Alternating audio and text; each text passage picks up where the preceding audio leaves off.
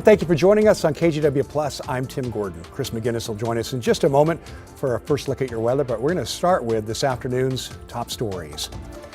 And starting in less than an hour, a hearing is expected to get underway to determine if a transportation tax referendum can move from the November to the May ballot. Democrats passed a bill this month, and Governor Tina Kotek signed it into law last week. Shortly after, Republican Senate leader Bruce Starr and others filed a lawsuit asking for a temporary restraining order. The suit argues more than 250,000 Oregonians signed a petition expecting the issue to appear on the November ballot.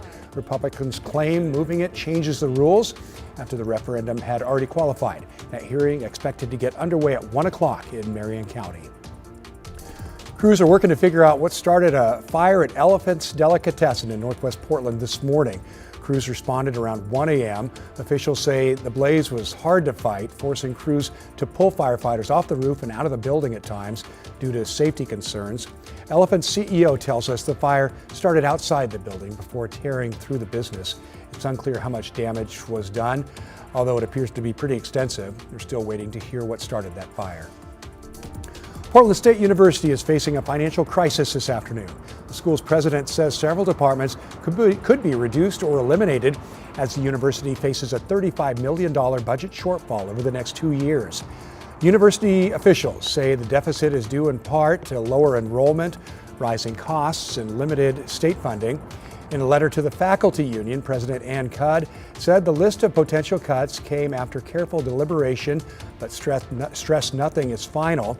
Of the 19 departments impacted, University Studies, Conflict Resolution, and the Portland Center Study Abroad program could be eliminated. In Washington, a popular program that gives students an early start on a college career is in jeopardy. Funding for the Running Start program is stumbling as lawmakers work to fill a budget hole. King 5's Eric Wilkinson tells us the move could be costly for struggling students. Saray Sonko is studying nursing at Edmonds College as part of the Running Start program. Running Start allows high school students to take free college classes. Many, like Saray, will earn a 2-year associate's degree by the time they graduate. I want to start out as a nurse and maybe see later on if I want to go further into the medical field. But now the program itself is in need of some first aid. State lawmakers are looking to close a budget gap, and Running Start is on the chopping block. $14 million in cuts under consideration include eliminating the summer semester and lowering the number of credits students can earn. That would stall momentum for many of the 36,000 students enrolled in the program and possibly result in students having to pay for an extra semester when they get to college. If you go summer school, that means you are on a faster track to completion. That means you complete early, you get a job early, you can support your family earlier than otherwise. So it's just all around. For Saray, the financial savings from Running Start is close to $30,000, something she fears her younger sister won't be able to take full advantage of. It makes me sad though, because my sister, she's a freshman right now. And I'm scared that she's not going to be able to finish with her AA and it's going to cost her more when she gets to university. Investment return for our future, for students, is big for these things. So the return we get is much higher than the investment. We're told there are additional discussions happening in Olympia as we speak that could save at least some of these classes. We should know more by the end of the weekend. We will keep you posted. In Edmonds, Eric Wilkinson, King 5 News. All right, taking a live look at our Timberline sky cam this afternoon. We're expecting to see heavy snow this evening. Chris McGinnis is live at the Weather Center tracking a very active pattern, Chris. Yeah, real active. Lots of rain down low and more snow up high. And in fact, it's not very far away. It's already rolling through the Coast Range. That said, if you're hopping outside in the next hour or so, it's actually dry over downtown Portland. The Wells Fargo sky camera shows some breaks in the clouds. 46 degrees last check at PDX. We'll switch gears, take you up across the river to Vancouver. The spring to the waterfront. Again, equally cloudy, but dry at this point. Not for long. Let me show you what it's doing out in Astoria right now. The live look from our Astoria column sky camera. Low clouds hanging there. We've got 43 degrees and light rain along the North Oregon coast. And over the last 3 hours, we've seen the rain return to the region. Not only that, but if you look closely, right, wait for it, right there. We see a couple of lightning indicators just offshore of Tillamook. So the atmosphere getting reinvigorated, another slug of moisture coming in, and it should be raining here soon across the metro area and the I-5 corridor, and eventually that will lead to snow up at the Cascades as well. As we mentioned, it's 46 at PDX. We're in the mid-40s right now in Salem and Eugene, hopping over the Cascades. It's chilly, but not overly cold, 30 right now towards John Day. You'll be on your way to highs in the upper 30s this afternoon. Here in the metro area, again, occasional rain returning for the afternoon and evening with temperatures holding steady. Sunset this evening at 7:10 with the time change over the weekend. We're not going to see a whole lot of sunshine over the next couple of days. More rain than not, and in fact, periods of possibly some heavy rain in the forecast. Got more on that in just a few minutes, Tim. All right, thanks, Chris. We'll see you soon. Switching gears now. President Trump is offering mixed signals about how much longer the war with Iran will last. This, as Defense Secretary Pete Hegseth says, today will be the most intense day of strikes. There's also now growing evidence that the U.S. was responsible for a deadly civilian strike on the first day of the war. Weapons experts say the video you're seeing proves that a U.S. Tomahawk missile struck near a clinic and school, the strike killing 170 people, most of them young students. Today, Hegseth pushing back when pressed on whether the administration is sending mixed messages about the war's length. This is not endless. It's not protracted. We're not allowing mission creep. To combat oil prices, the G7 will hold a video call this afternoon to discuss using emergency oil reserves. And President Trump says he will waive oil-related sanctions. Well, a plaque recognizing Capitol Police and other law enforcement officers who defended the U.S. Capitol during the January 6th insurrection is now on display at the Capitol building. The plaque is at the end of a hallway just inside an entrance on the west front of the building, which is not open to the public, a place that has upset lawmakers who push for the plaque. It's expected to remain there until the House and the Senate can agree on a more permanent location. Well, the Department of Justice has reached a settlement with Ticketmaster and its parent company, Live Nation. The feds sued the concert giant, saying they had a monopoly on the live entertainment industry. Catherine Cook has more on what this means for concert goers.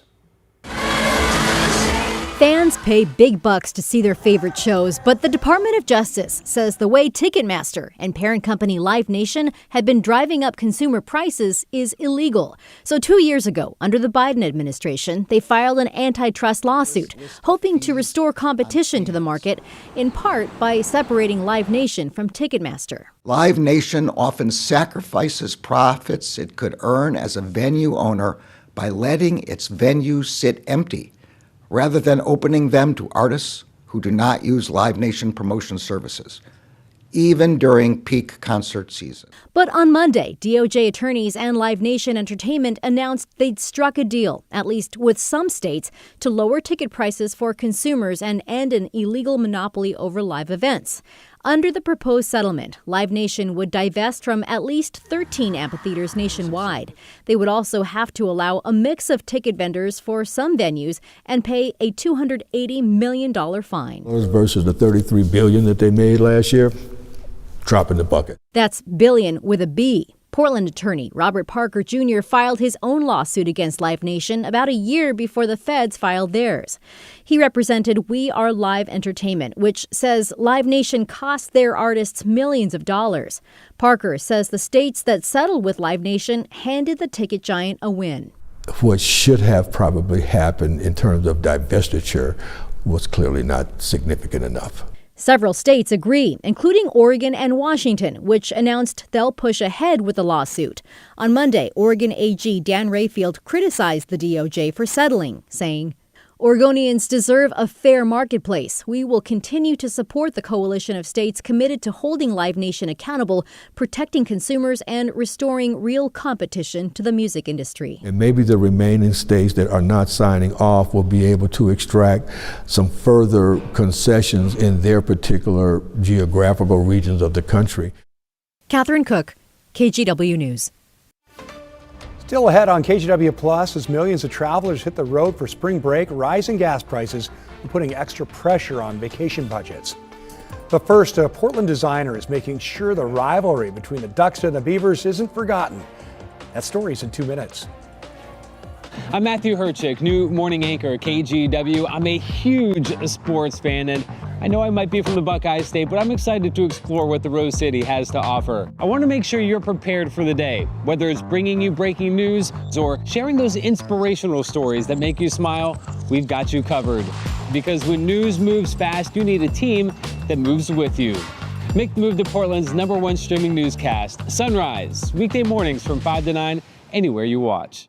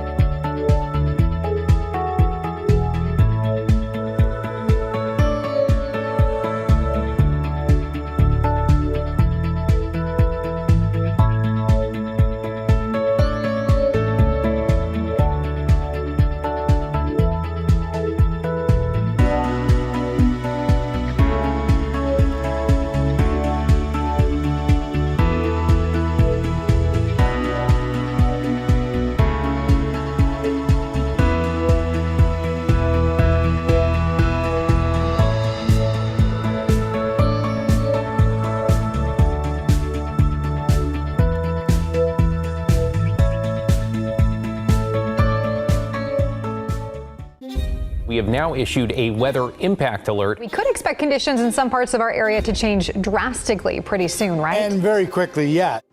This is significant rainfall coming our way. You'll definitely want to be extra cautious. It's certainly becoming increasingly hazardous. We've got the potential for some tree limbs or even trees or power lines to come down. Of course, when you hear thunder, it's always best to take cover. On Weather Impact Alert Days, stream extended coverage on KGW+. Welcome back. For more than 130 years, Thanksgiving weekend meant some households and families were divided when the Ducks and Beavers faced off in what used to be called the Civil War. And though that rivalry isn't as heated as it once was, one OSU alum is hoping to preserve its spirit. Joe Ranieri explains. It was one of the longest-running rivalry games in college football, the Civil War. And like a relationship that falls apart, eventually so do the memories of what made it so great. The game kind of started to lose its luster when they moved it to September because, for me and my family and friends, it was always like part of our Thanksgiving weekend tradition. Now Ryan Watland is making sure people don't forget about the long storied tradition that only separates the schools by about 45 minutes. We have this in T's as well. We have this in U size. Just a couple of weeks ago, Watland and his business partner, Brian Capel, launched a website called Honor the Rivalry. We wanted to start it because we wanted, we were talking to friends and family just as we keep getting the news on what's happening with this and nobody really knows. And we were just like, is there a way that we can kind of keep the spirit of the rivalry alive? Watland, who's a former apparel and design veteran with Nike, decided not to take sides but come up with something neutral. So the main part of his products are designed around a platypus, part beaver and part duck. That was kind of the thought behind it was, let's create something fun that kind of can appeal to all ages and kind of all demos within the state. Over the last couple of weeks, he's been selling these shirts, sweatshirts, and hats. We're kind of already seeing the reach of like where people end up. Like, we're getting orders from the East Coast and, places like that. So you kind of see that these people love this rivalry even though they may not live in the state anymore. He's not worried about what sells and what doesn't. This is about, once again, preserving the rivalry in a very kind of fun, authentic, and only Oregon way. He just wants to make sure the rivalry isn't something that's forgotten. Joe Ranieri, KGW News. A good rivalry never ends. Kind of like the seasons and the rivalry between spring and summer, right? Or spring and winter, I should say. Winter trying to move out, spring trying to move in, and in between we are stuck with rain and mountain snow. Rain returning here to the Willamette Valley right now, and it will be with us more than not over the next 3 days. Your forecast comes up after the break. Hi, I'm Christine Padawanich. I'm a journalist at KGW, and I love exploring Portland's amazing food scene. New spot? I'm there. So I don't just report about our community, I belong to it. What happens here affects us all, and that's why we care so deeply about getting it right. And when local journalism is done right, it doesn't sit still, it moves. It moves you to act, to vote, to volunteer, to speak up, or to lend a hand. It moves your mind by challenging assumptions and offering new perspectives. It moves you forward by giving you the information to make decisions and thrive where you live. And yes, it moves your heart through the good stuff that stays with you wherever you are. And at KGW, we're here for all of it. These are the stories that move Portland.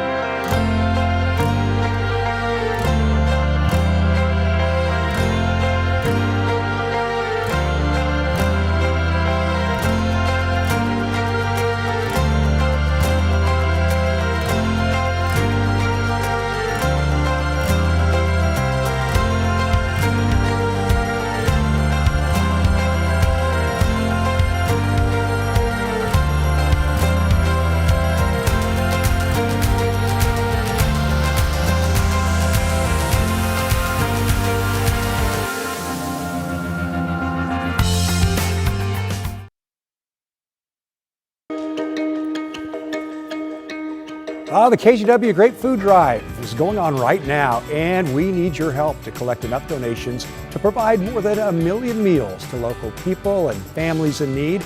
And one way you can help right now is by giving online at kgw.com/food. A $25 donation provides a week's worth of meals for a family. And all week long, local Toyota dealers will match all donations up to the first $10,000. So it's a great time to give right now. We want to thank our local Toyota dealers, Pacific Office Automation, Rivermark Community Credit Union, and of course, Safeway for supporting this year's food drive. And thank you to all of you too for supporting that. It's a great cause. Certainly. Hi, Chris. Good afternoon. Yeah, it's coming in, huh? It's coming in pretty quickly, in fact. In the next 15-20 minutes, if you're planning on going on that lunch walk. Yeah, lunch walk. Take the rain gear. Yeah, you'll need the jacket. Here's a look at radar over the last 3 hours, and you can see the rain is quickly moving back into northwest Oregon and southwest Washington. And I pointed this out a few minutes ago. If you look closely, you see a couple of little lightning bolt indicators there offshore. So a little convection, some thunder showers popping off the Tillamook coast. They have faded a bit as those returns have gotten closer, but nonetheless, the weather's about to pick up again in terms of rainfall across the region. It's 44 right now in Beaverton, 46 at the airport. The Dow's checking in with 47. All right, on and off rain is the picture and the call for later today, but a period of steady rain arrives overnight tonight into Wednesday, and essentially 3 days of continuous rain is the forecast. And Thursday and Friday appear to be the heaviest rainfall at this point. The I-5 corridor, especially Portland and Vancouver specifically, could be looking at anywhere from maybe 2.5 to as much as 4 inches of rain between now and early Saturday morning if things work out just right. So our next atmospheric river here is beginning to take aim on the northwest. We've got the water vapor imagery here, which shows us the depth and the amount of moisture in the air. The colors on the white to green shade indicate some fairly deep and tropical moisture that's out way offshore, and that is being channeled, streamed right towards the Pacific Northwest coast. And you'll see that reflected with futurecast here as we roll through the next 60 seconds. Okay, this evening, a little smattering of some light rain here and there on and off. Snow showers picking up again in the Cascades. There's a winter weather advisory through 5 o'clock. Snow levels will probably come up a little bit in the Cascades. Meanwhile, the continual rain, I should say, the steady rain, where we get hours and hours of primarily light rain, will be arriving overnight. So I do think tomorrow morning's commute will be wet. It could also turn a little breezy as we go to the afternoon. You see some of these little yellow and orange pockets. At times, those rainfall rates may be greater than 2 to 3/10 of an inch an hour, especially in the higher terrain of the Coast Range and in the Cascade foothills. Not as heavy in the valley, but heavy enough that there's going to be some water on the roadways for sure. This is for tomorrow. Tomorrow night, we get potentially a shot of some heavy rain. It backs off in intensity, but it never really shuts off during the day on Thursday. And then another slug of moisture comes in late Thursday night and early Friday. So we put all of that together. Today's rain, not too big of a deal, but tomorrow we could pick up maybe 3/4 of an inch of rain during the day. Another slug of moisture coming in overnight, and through the day on Thursday leaves us with close to 2.5 to 3 inches on the ground on Friday, and possibly more Friday night. Now, this is just one model interpretation. It is a bit on the high end, but it shows us what is, in theory, possible if things all work out. So basically, that says we're going into a very wet period here, Wednesday, Thursday, and Friday. I mentioned it could be a little breezy as well tomorrow. Model suggests as that atmospheric river gets cranky, we could see wind gusts on the order of 20 to 30 miles an hour briefly tomorrow afternoon. In the Cascades, this initial shot will be in the form of snow, but the snow levels will rise a bit as we go into the day on Wednesday night and Thursday. 47 right now on the Dows. Meanwhile, it's kind of ominous off the Lincoln County coast there. Temperatures are not going very far today, generally in the mid-40s now for the metro area. That's where we sit, and that's where we're going to stay for the remainder of today. Rainy and potentially breezy tomorrow. Really wet again on Thursday. Potentially really wet on Friday. I said potential because there's still some moving pieces here, so stay tuned as this forecast evolves a bit. Heading into the weekend, there are some indications that we dry it out just a little bit. We'll be right back. KGW Plus TV app, streaming 24/7. Local news from the team you trust. Track how the weather will impact your day. Breaking news live from the scene. All the local news you need. KGW Plus. Download on your TV and watch for free. On Weather Impact Alert Days, stay informed, prepared, and connected with KGW and KGW Plus. Coverage that alerts you to what's coming and how it will impact you. Watch extended weather coverage on KGW Plus.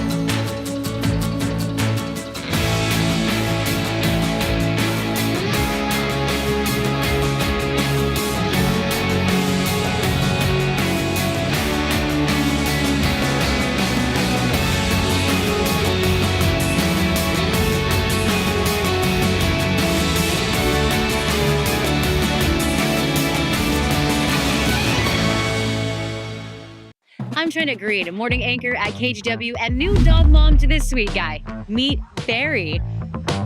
I love getting your mornings off to a great start, whether it's sharing stories of resilience and triumph in our community, or following breaking news from Beaverton to Gresham and everywhere in between. We've got you covered, because when news moves fast, you need a team that moves with you. Make the move to KGW Sunrise, weekday mornings from 5 to 9, anywhere you watch. Thankfully.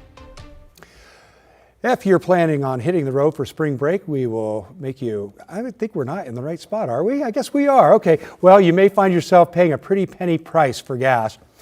The war between the U.S. and Iran is causing a surge in gas prices. Right now, Oregon's average price for a gallon of regular is up to $4.26, and in Washington has the second highest average price in the country at $4.69 a gallon. In addition to everyday drivers, Uber and Lyft drivers are worried the high fuel costs will eat into their profits during a busy travel time. And they say it seems like fewer people are traveling this year. I mean, it's hard for us to be out here trying to make an honest living, taking care of customer. I mean, gas has gone up, cost of living's gone up, grocery, food, utility, rent, everything, AAA says every $1 increase in the price of crude oil amounts to an increase of about 2 cents for regular fuel at the pump. And those spikes are also leading to higher prices for airline travelers. We're going to take a break. We'll be right back.